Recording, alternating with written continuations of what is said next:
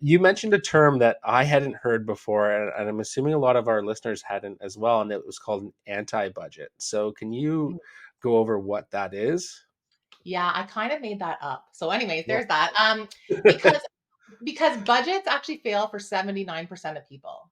So I'm a numbers gal. I cannot jive with that. Those numbers are terrible. So I'm not going to put someone onto a budget and watch them fail like a month later. I like to say, don't hate the player, which is us, hate the game, budgets, because the tool is broken.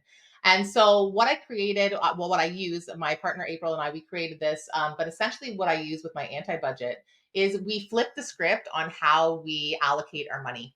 So instead of taking our income, subtracting our expenses, and then whatever's left, we're going to put towards vacation or saving, retirement, investing, whatever it is, investment property. We actually take those items that we care about and we put our money towards them first. And then we get to spend whatever's left over guilt free. So, what ends up happening is you actually only end up tracking one number instead of tracking all of these items. And so, it's a lot less tedious and you're taking care of those things that you value first. And Mhm. so that's really how I got out of teaching, to be honest. And it's how we bought the investment properties. We're allocating our money based on our values. Yeah, I love that idea. I think it's really cool also for people like Tom and I who are like month to month, January, February is slower in real estate. So we might make less money, but then like April, May, June, we're making probably 70% of our whole year in those 3 months.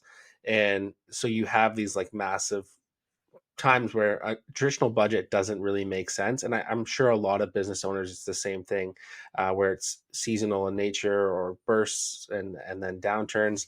And so you have this time where you're like, okay, well, it's feast or famine in a Yeah. traditional budget mindset. So it's really good to have that idea. And actually, I did that this year. I topped up all my investments in the first week of January. I set aside the money that was going to be in my budget for the whole year so that I could travel and not feel guilty about booking trips. And then I set aside what I thought could go to another property or form of investment as well. So I guess in a way I kind of did that, but I like the anti-budget term because I've always felt the budget itself didn't work. It doesn't, right? And if you're part of the 21% of people that it works for, great. Keep on keeping on. We probably aren't friends. Because when we go out, you're probably like tracking like the coffee that you bought me. Oh, Or I can't stand yeah. that. I've tried it. So It's so tough. it's tough. The other thing about budgets that like I hate is that it creates a lot of shame and guilt. Like you'll be tracking your gas expense. So if the gas prices go up and you're looking at your budget and you're like, "Oh my god, I went over in gas." You had to get to work. Like what is Mhm. the purpose of feeling guilty about that and what is the purpose of spending your time on that, right? It's not going to be effective long term. I 100% agree with that. I've always wondered why people get so up in arms about gas prices. It's like you can't control this right now. There's so many other things you can save in your day to day that like don't even worry about the gas right now. But like that, I tried budgeting. I would want to say maybe like a year and a half, 2 years ago, and we stuck to it for 2 months, and it was the same thing for us. It was like we had the two issues. Like the first issue was like Brandon said, like with commissions being slower in some months and higher in the others, it's harder from a business or entrepreneur standpoint to have a traditional budget.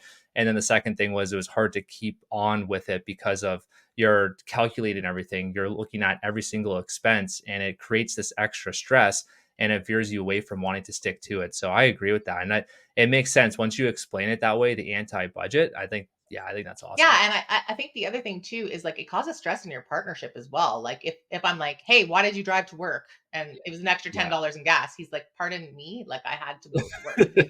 So it's just like yeah. silly conversations that aren't going to have an impact overall. And I think that we can kind of reduce those and actually have a system that will make an impact and is far less stressful. Yeah, I think that's great.